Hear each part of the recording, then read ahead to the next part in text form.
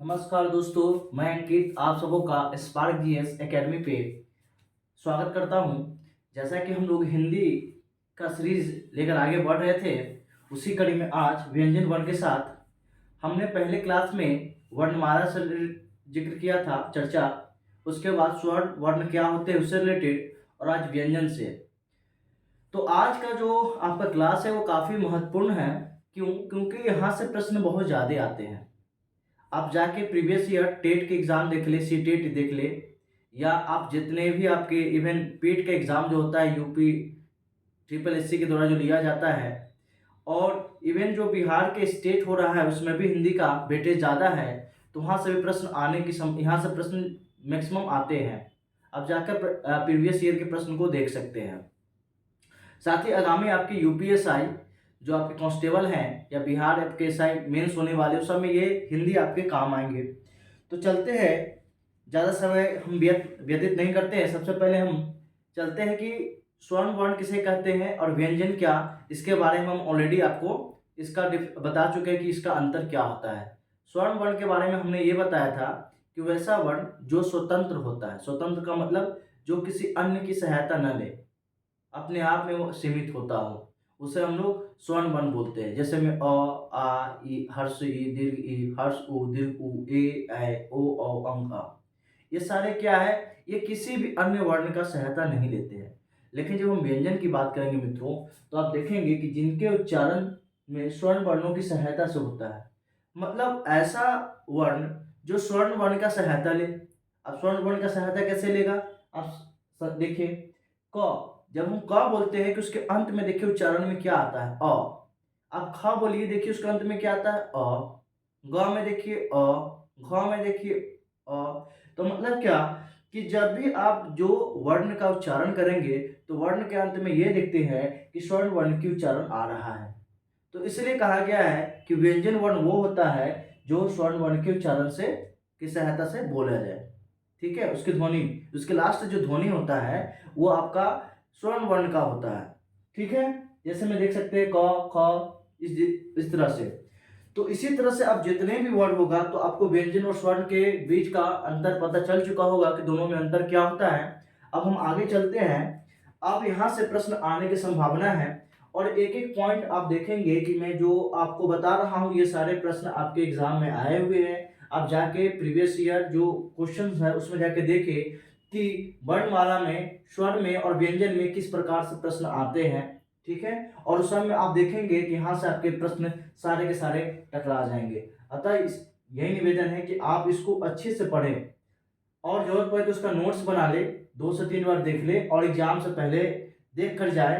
क्योंकि देखिए एक एक मार्क्स जो होता है वो काफी इंपॉर्टेंट होता है आपके एग्जाम के लिए। तो चलिए सबसे पहले स्टार्ट करते हैं व्यंजन के प्रकार। व्यंजन का प्रकार क्या होता है, तो आप देखेंगे कि व्यंजन के जो होते हैं वो 3 प्रकार होते हैं। तो सबसे पहले प्रश्न तो आपका यहीं से आ सकता है कि निम्नलिखित में से कौन सा व्यंजन का प्रकार है। तो आप यहाँ देखेंगे व्यंजन के प्रकार 3 प्रकार के होते हैं।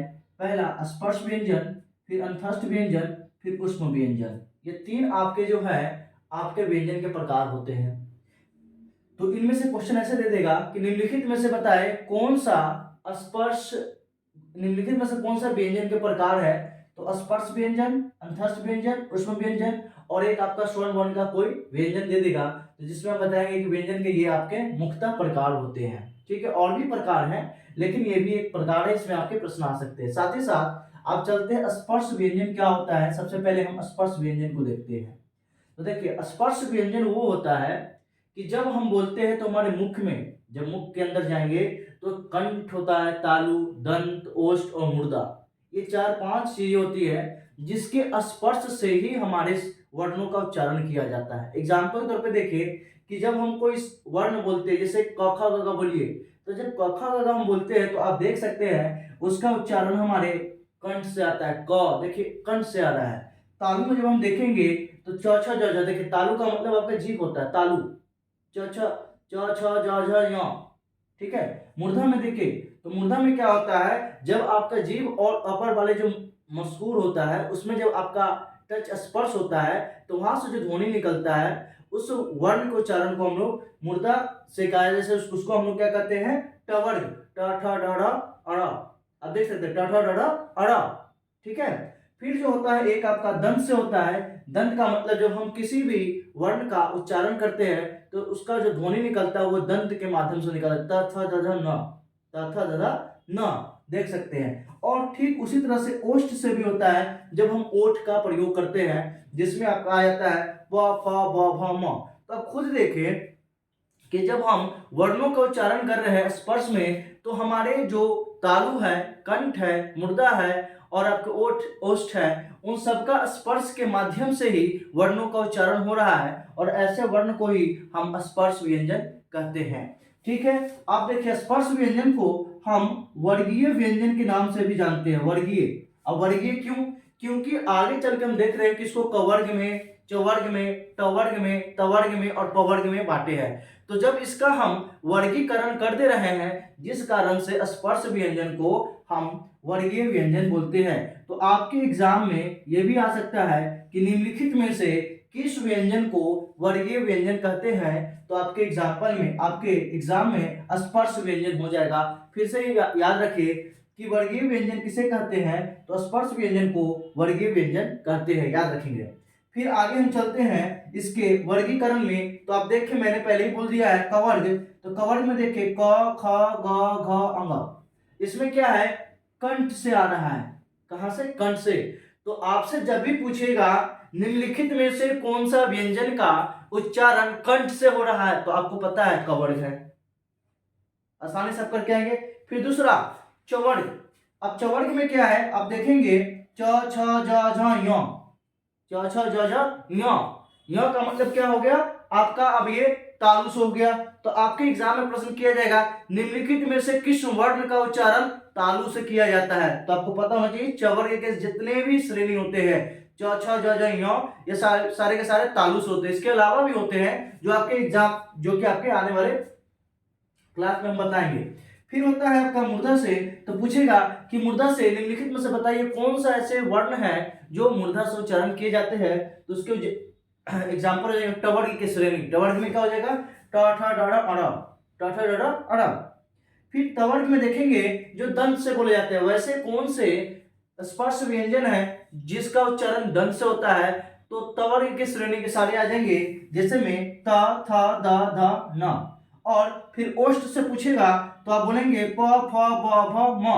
तो ये सारे के सारे आपके जो है एग्जाम्पल स्पर्श व्यंजन का है और स्पर्श व्यंजन को ही वर्गीय व्यंजन भी कहते हैं। तो आई होप आप लोग को समझ में आ गया होगा कि स्पर्श व्यंजन होता क्या है। चलिए मित्रों आगे हम चलते हैं, स्पर्श व्यंजन के आगे अंतस्थ व्यंजन, दूसरे पार्ट पे, क्या अंतस्थ व्यंजन होता क्या है। तो देखिए जिसके उच्चारण में सेम है, जिसके उच्चारण में क्या है, जीभ, तालु, दांत और ओष्ठ के परस्पर सटने से होता है, किंतु कहीं ना कहीं पूर्ण रूप से स्पर्श नहीं होता है। मतलब स्पर्श में पूर्ण रूप से होता है, पूर्णता, फुल। जब आप देखिए क पूरा पूरे कंठ से आ रहा है। आप देखिए चवर्ग में तालु से पूरा चवर्ग च छ ज झ य। फिर तवर्ग में आप देख सकते हैं ट ठ ड अ, ठीक है। मूर्धा से पूरा पूरा का आपका जीभ और जो मसूड़ है वो आपस में सट जा रहा है, स्पर्श कर जा रहा है। वहीं तवर्ग में देखे त थ द ध न, दांत से प्रयोग किया जा रहा है। और पवर्ग में ओष्ठ से देखे। और लेकिन अंतस्थ में कहा गया है कि हम इन पांचों का प्रयोग तो करेंगे लेकिन इसका पूर्णतः स्पर्श नहीं होता है, मतलब कहीं ना कहीं आधा होता है, जिस कारण से इसका नाम क्या पड़ गया, अंतस्थ। अंतस्थ का मतलब आधा के तौर पे। और उसके एग्जाम्पल जो आते हैं वो आपके य, र, ल, व। आप देखिए यहां भी है। अब मैंने आपको बोला था ना, आगे मैं आपको बताऊंगा कि कौन कौन से तालु से होगा, मुर्दा से होगा। तो आगे भी देखिए आपसे प्रश्न किया जाएगा, एग्जाम में प्रश्न किए गए हैं, किया नहीं जाएगा, किए गए हैं कि निम्नलिखित में से कौन सा वर्ण जो है तालु का उपयोग करता है, तालु का उच्चारण करता है। तो देखिए य का प्रयोग और सामने आपके चवर्ग सारे हो गए। तो आपके क्या करेंगे एग्जाम में, य और च का श्रृंखला दे देगा, य और च दे देगा, य और क दे देगा, य और प दे देगा, और इनमें से कोई नहीं। तो आपको देखना होगा कि चवर्ग और य का कौन सा श्रृंखला हमारा मैच कर रहा है, वही मेरा आंसर हो जाएगा। ठीक उसी तरह से र और ल को देखेंगे तो यह दंत से बोला जाता है, और दंत से क्या है हमारा, सारे तवर्ग आते हैं। फिर व का जब हम देखेंगे मित्रों, तो व में हम क्या देखते हैं, त और ओष्ठ, मतलब दंतोष्ठ। तो प्रश्न ये आया हुआ है एक बार कि निम्नलिखित में से वो कौन सा व्यंजन है या वर्ण है जो दंथोष्ठ उच्चारण करता है। दंथोष्ठ का मतलब दांत प्लस ओष्ठ, दांत प्लस ओष्ठ। तो आप देख सकते हैं व का जो उच्चारण होता है वो दंत प्लस ओष्ठ दोनों के माध्यम से होता है, इसलिए इसको दंथोष्ठ बोलते हैं। तो आपके एग्जाम में यह प्रश्न आ सकता है कि बताइए निम्नलिखित में से वो कौन सा वर्ण है जिसका उपयोग हम दंत प्लस ओष्ठ मतलब दंथोष्ठ से करते हैं, तो वो आपका हो जाएगा व। तो आई होप मित्रों आप लोग को अंतस्थ व्यंजन और स्पर्श के बीच में अंतर समझ में आ गया होगा। फिर से मैं बता दे रहा हूं, स्पर्श का मतलब जब कंठ, तालु, मुर्दा और दंत ओष्ठ से उच्चारण करेंगे तो पूर्णतः स्पर्श होता है। स्पर्श का मतलब सट जाना। लेकिन अंतस्थ में क्या होता है, पूर्णतः नहीं होता है, आधा होता है, और वो य र ल व आपका हो गया। और इसमें भी कौन कौन सा तालु, दंत और दंतहोष्ठ से है मैंने आपको बता दिया है। आगे हम चलते हैं मित्रों, उष्म व्यंजन किसे कहते हैं। उष्म का मतलब क्या होता है, घर्षण। सिंपली से भाषा देखिए, उष्म का मतलब घर्षण। उष्म कैसे आएगा, घर्षण से पैदा होता है, रगड़ से पैदा होता है। तो जब हम जिस वर्ण के उच्चारण में, व्यंजन वर्ण का उच्चारण में, जब हम व्यंजन वर्ण के उच्चारण में रगड़ या घर्षण उत्पन्न हो, उसे ही उष्म वायु से होता है। उष्म वायु से मतलब आपके गर्म वायु से। जब हम उष्म व्यंजन का उच्चारण करते हैं तो हम ये देखेंगे कि उसको बोलते समय घर्षण होता है, रगड़ होती है, और उसे क्या बोलते हैं, उष्म व्यंजन कहते हैं। जैसे एग्जांपल में देखिए श, अब श बोल के देखिए, देखिए श तीन होते हैं, श, और स तीन हो गए। अब तीनों श कैसे बोलेंगे, एक बहुत बच्चे कहते हैं तालाब स, षडकोण स, उसके बाद मूर्धन्य स, इस तरह की चीजें। तो आप देख सकते हैं तीनों का उच्चारण कैसे करना। सबसे पहले जो लोग बड़ी स बोलते हैं इसको तालु से करते हैं। तालु से मतलब जीभ से, स स स, देखिए स बोलना है आपको। तो आपसे प्रश्न किया जाएगा निम्नलिखित में से कौन सा उष्म व्यंजन है जिसे तालु का उच्चारण होता है, तालु से, तो आपके श हो गए। ठीक है। दूसरा आपके षडकोण वाला श, जिसमें मुर्दास होता है, षड, षडकोण, षडकोण मतलब क्या, आपका जीभ और मूर्धा मतलब आपका जो मसूड़ा है ऊपर का वो आपस में सट जाता है, षडकोण। और स, का मतलब दंत से, जब आपका दंत से हो जाए तो उसे ही उष्म व्यंजन में, ये 300 है। और एक और उष्म व्यंजन होता है वो आपका ह होता है। तो आप याद रखेंगे आपके एग्जाम में यह प्रश्न किया जाएगा कि निम्नलिखित में से कौन से उष्म व्यंजन नहीं है, निम्नलिखित में से कौन से उष्म व्यंजन है। तो आपको याद होना चाहिए श, स और ह। इस तरह के तीन चीजें आपके चार हो गए, वो उष्म व्यंजन में, अंतस्थ में य, र, ल, व हो गए। ठीक है। तो ये आपके टोटल व्यंजन के मुख्यतः प्रकार हो गए। अब चलते हैं हिंदी के जो साहित्यकार हैं उन्होंने व्यंजन को और भी वर्गीकरण किया है वायु के आधार पे। ठीक है, नभ के आधार पे, नाभि, जहां से हम बोलेंगे तो वो नाभि, नाभि से अंदर से श्रवण तंत्रियों से आवाज आती है। तो उसके आधार पर जब हम देखते हैं तो व्यंजन के हम दो प्रकार और देखेंगे, जिसमें वायु परिक्षेप होता है और घोषत्व के आधार पे। तो वायु प्रक्षेप और जो घोषत्व है जिसको हम देखेंगे तो ये स्वर्ण वर्ण में भी चला जाता है। स्वर्ण वर्ण में भी घोषत्व और अघोषत्व होता है, और वायु परीक्षण के आधार पे भी स्वर्ण वर्ण में होता है। तो आप देखेंगे यहाँ पे वायु प्रक्षेप के आधार पे हम व्यंजन को दो भाग में बांटते हैं। पहला अल्प प्राण, यहाँ से प्रश्न आता है मित्रों, याद रखेंगे, और महाप्राण, यहाँ से भी प्रश्न आते हैं। अब हम चलते हैं एक एक करके कि अल्प प्राण क्या होता है और महाप्राण क्या होता है। ठीक है। अब देखिए अल्प प्राण क्या होता है वो जानना बहुत जरूरी है। तो देखिए इसमें क्या होता है, श्वास पूरब से अल्प मात्रा में निकले, मतलब जब हम किसी शब्द का उच्चारण करते हैं तो हमारा श्वास जो हम सांस लेते हैं, सांस बोलते हैं श्वास, उसमें अल्प मात्रा में निकले, पूर्णतः श्वास न ले, उसे ही हम अल्प प्राण कहते हैं। अल्प प्राण का मतलब, प्राण का मतलब क्या समझ लिए, वायु, हवा। जब हमारे मुख से कम मात्रा में वायु निकले, समझे, और या श्वास जो है वो अल्प मात्रा में निकले, उसे ही हम लोग अल्प क्या होता है, प्राण कहते हैं। अब एग्जांपल में देखिए, प्रत्येक वर्ग का मतलब कवर्ग, चवर्ग, टवर्ग, तवर्ग, पवर्ग, याद रखेंगे। प्रत्येक वर्ग का पहला, तीसरा, पांचवा वर्ण जो होता है वो अल्प प्राण होता है। मतलब याद रखेंगे, पहला, तीसरा, पांचवा, मतलब कवर्ग का पहला, तीसरा, और पांचवा। चवर्ग का पहला, तीसरा और पांचवा। फिर देखिए ट, ठ और त, द, न। इसी तरह से देखेंगे तो जब किसी भी आप देखेंगे प्रत्येक वर्ग में जब वर्ग का पहला, तीसरा, पांचवा आपका वर्ण आ जाए तो समझिए वो आपका अल्पप्राण हो जाएगा। तो आने वाले एग्जाम में आपसे प्रश्न किया जाता है कि निम्नलिखित में से कौन सा वर्ण जो है अल्पप्राण है, और आपको क्वेश्चन इस तरह से निम्नलिखित में से कौन सा अल्पप्राण है, और आपके एग्जाम में दे देगा इस तरह से सीक्वेंस ख और ग, ठीक है। उसके बाद क और ग, ठीक है। उसके बाद ग और अंग, और मान लीजिए क और अंग। इस तरह के चार आपके प्रश्न दे देंगे और पूछेगा कि बताइए इसमें से कौन सा अल्पप्राण है। तो हमने क्या पढ़ा, पहला, तीसरा और पांचवा जो वर्ग का होगा वही आपका अल्पप्राण होगा। तो देखिए क्या ख आपका पहला है? नहीं, ये पहले ही कट गया। क्यों? क्योंकि ये दूसरा और चौथा है। क और घ, देखिए ये 1 और ये 3 है, ये हो सकता है, बट इसको मारने से पहले हम आगे भी देख लेंगे। घ और अंग क्या है? नहीं, चौथा और ये पांचवा तो है, बट ये यहाँ पे चौथा भी आ रहा है। क पहला है और यहाँ पे क्या है? पांचवा है। तो देखिए यहाँ पे दो दो आंसर हो गए मित्रों, ठीक है। तो यहाँ पे क्या होगा, एग्जामिनर आपके ऑप्शन दिए होंगे कि इनमें से कौन सा सही होगा, 1 and 2, 2 and 3, 3 and 4। तो इस तरह से आपको देखना है, और इस तरह से जब हम मिला लेंगे तो वही आपका क्या हो जाएगा, अल्प प्राण हो जाएगा।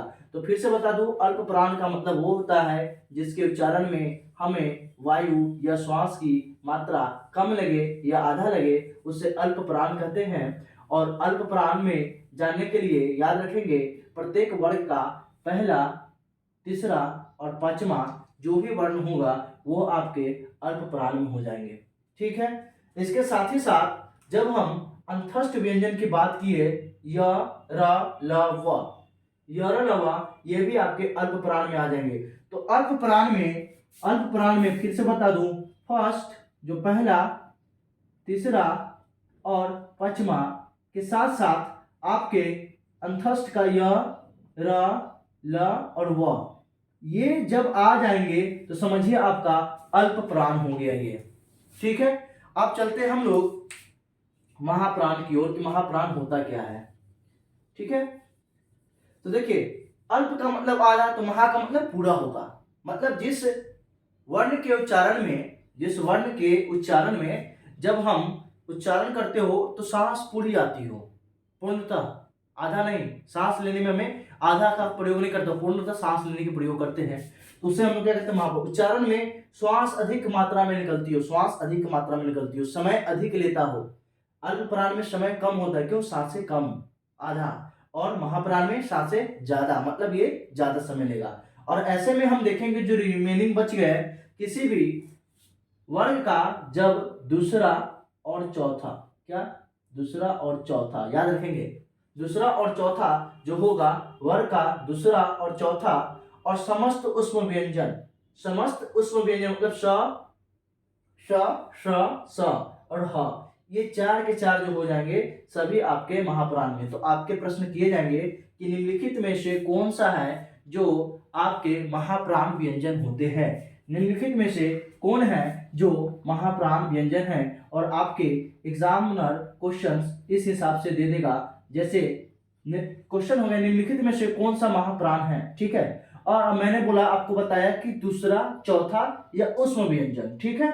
अब उष्म में कौन सा होता है, तो आपके सारे श हो जाते हैं और ह हो जाता है, और एग्जामिनर आपको दे देगा य और स, दूसरा व और स, तीसरा आपके ख और श, और चौथा च और छ। आप पूछेगा कि बताइए ये जो आपके क्वेश्चन है इनमें महाप्राण कौन सा है। तो हम मित्रों देख रहे हैं यह जो है ये आपका अंतस्थ हो गया, और अंतस्थ जो होता है वो अल्प प्राण होता है, तो पहला ऑप्शन कट गया। फिर दूसरा हम देखेंगे व और स, तो व भी देख रहे हैं ये आपके अंतस्थ व्यंजन है, जबकि ये उष्म व्यंजन है। तो उष्म तो आपका महाप्राण है, लेकिन आपका वह अल्प प्राण है, इसलिए ये भी ऑप्शन खत्म हो गया। अब ये हम देखते हैं ख और स आ गया, तो ख क्या किसी वर्ग का दूसरा है, ये हमें देखना पड़ेगा। तो हाँ, ये क वर्ग का दूसरा है, और स जो है उष्म व्यंजन है, तो ये आंसर हो सकता है। बट एक और देख लेते हैं, च आपका पहला है, छ दूसरा तो है, बट यहाँ पहला आने के कारण यह युग्म सही नहीं बन पाया। तो हम ये देखते हैं कि आपके महाप्राण का आंसर ख और स हो जाएगा। तो प्रश्न आपके इसी हिसाब से बनते हैं, तो आपको ध्यान रखना है एग्जाम में जब भी आए तो आप इस तरह के क्वेश्चन आसानी से कर पाएंगे। आपको अच्छा लगे तो वीडियो को लाइक करें, सब्सक्राइब करें, और साथ ही साथ अपने दोस्तों को शेयर करें, क्योंकि ये वीडियो जब मैक्सिमम लोगों के पास पहुंचेगा तभी इसका बेनिफिट पहुंचेगा, याद रखिएगा। और ये वीडियो सिर्फ आज के लिए नहीं, याद रखें, ये जो मैं आपको पढ़ा रहा हूँ ये वीडियो सिर्फ आज के लिए नहीं, ये वीडियो अब जितनी बार देखेंगे उतनी बार आपको फायदा करेगा, क्योंकि सारे बेसिक कॉन्सेप्ट है और प्रश्न आपके यहीं से आने हैं। बच्चों की एक आदत हो गई है कि सर एमसीक्यू करा दो, हो गया। नहीं, एमसीक्यू करने से बस प्रश्न करोगे, बट जब बेसिक कॉन्सेप्ट क्लियर हो जाएगा ना, तो खुद से एमसीक्यू बना सकते हो, खुद का क्वेश्चन खुद डेवलप कर सकते हो, और उसके बाद क्या होगा, आपको कोई नहीं हरा सकता है। ठीक है, आगे चलते हैं घोषत्व के आधार पे। घोषत्व को बोलते हैं नभ, नाभि। यहाँ जब हम किसी वर्ण का उच्चारण करते हैं तो स्वतंत्र या मतलब नाभि से आता है कि नहीं वो बताना है आपको। तो घोषत्व के आधार पर जब हम देखेंगे तो घोष और अघोष दो आपके व्यंजन होते हैं। ठीक है, ध्यान रखिएगा, घोषत्व के आधार पे घोष और अघोष होगा। अब एग्जाम्पल में घोष में चलते हैं, उच्चारण में स्वर तंत्रियों में कंपन हो। जब हम उच्चारण कर रहे हैं तो स्वर तंत्रियों में कंपन, स्वर का मतलब यहाँ पे मिलता नभ से, नाभि से है।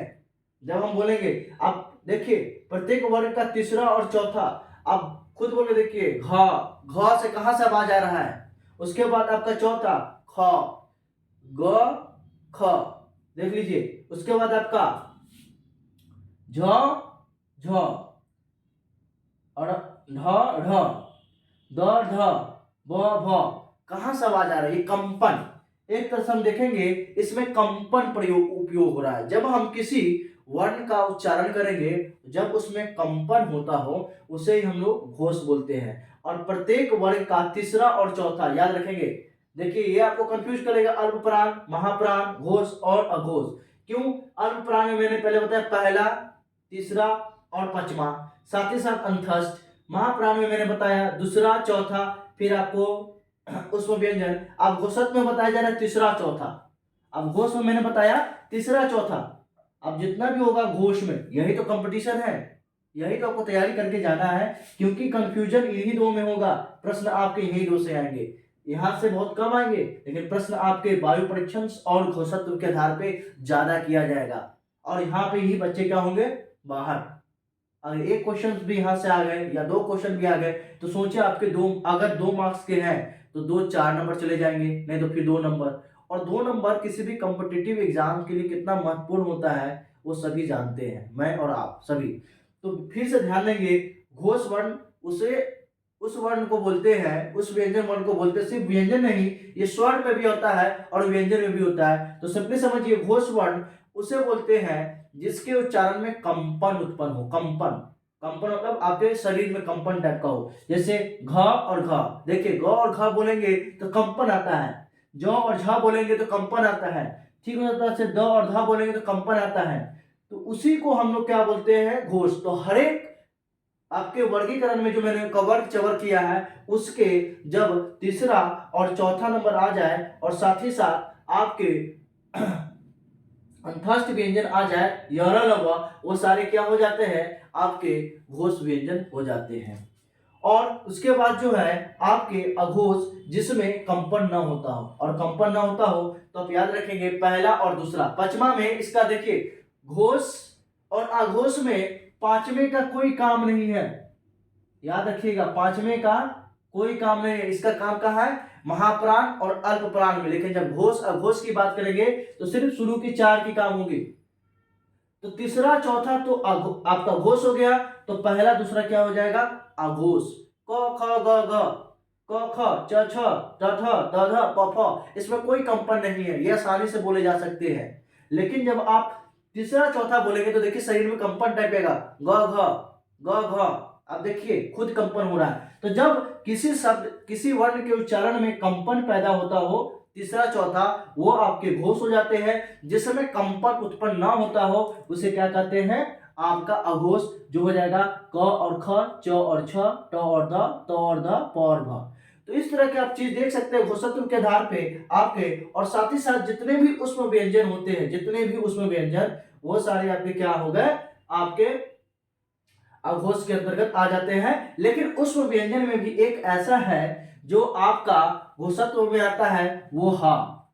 मित्रों अब देखेंगे कि आपके प्रश्न यही फंसेंगे, हा और उसमें में। ये क्यों आपस में कंट्राडिक्टरी हो गया कि जो स का श्रेणी है वो तो अघोष में चला गया, लेकिन जो ह है वो आपके किस में आ गए, घोष में आ गए। तो याद रखेंगे जब भी आपसे प्रश्न किया जाएगा कि निम्नलिखित में से कौन सा घोष माने घोष वर्ण है, और आपको दे देगा तो आपको पता है कि घोष में कौन सा हो जाएगा, हमारा तीसरा चौथा। क्यों, उसमें कंपन होता है। साथ ही ह बोलते तो देखिए नाभि से भी आवाज आ रहा है, ह अंदर से, और कंपन टाइप का आ रहा है। लेकिन जब हम पहला या दूसरा या उष्ण व्यंजन का श बोलते हैं तो हमारे शरीर में कोई कंपन नहीं होता है, उसे हम लोग क्या बोलते हैं, अघोष बोलते हैं। ठीक है, एक और है अयोगवाह।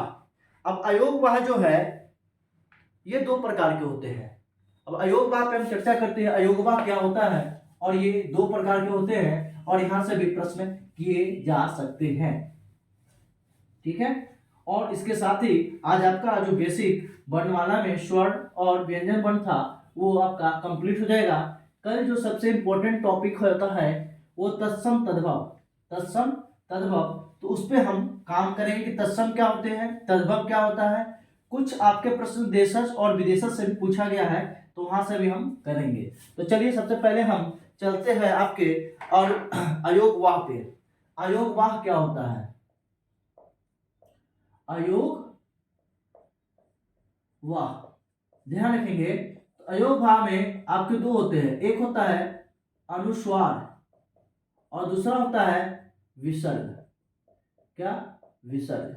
अनुस्वार का मतलब क्या होता है, जब बिंदु आ जाए, जब बिंदी आ जाए ऊपर में, जब हम ऊपर में बोलते हैं जैसे संदेश, संदेश, प्रशंसा।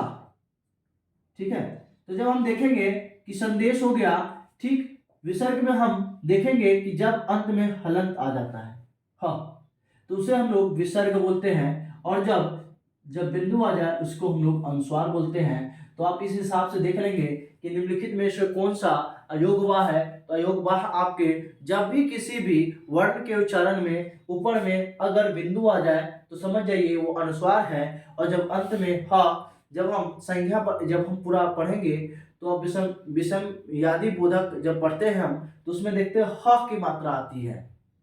ठीक है, तो उसमें जब ह की मात्रा जब आ जाएगी लास्ट में, उसको विसर्ग बोलते हैं। तो हम देखेंगे क्या कि अयोगवाह आपके दो टाइप्स के होते हैं, अनुस्वार और विसर्ग। और अनुस्वार वो जब बिंदी आ जाए, विसर्ग वो जब मात्रा में ह की मात्रा आ जाए, तो उसे हम लोग अयोगवाह बोलते हैं। और आपके प्रश्न यहीं से आएंगे, ये आपके इम्पोर्टेंट हो गए, इससे ज्यादा आपके नहीं आ सकते हैं। और आप जाकर प्रीवियस ईयर क्वेश्चन पेपर देखिए, हमारे वीडियो देखने के बाद आपके एक एक प्रश्न बन जाएंगे वर्णमाला से रिलेटेड। ठीक है, आज के लिए इतना ही। कल हम आपके साथ तत्सम तद्भव के साथ मिलेंगे, क्योंकि यहाँ से भी दो चार प्रश्न किए जाते हैं आपके यूपीएसआई कांस्टेबल में और सारे एग्जाम में। ये बहुत इंपॉर्टेंट, देखिए जो इंपॉर्टेंट टॉपिक है वही मैं आपको पढ़ाऊंगा, क्योंकि समय ज़्यादा नहीं है, तो इसलिए एक सीमित समय में जितना हो सके मैं आप लोगों को करवाऊंगा और आप लोग करके जाए। ठीक है, आज के लिए इतना ही, धन्यवाद, जय हिंद।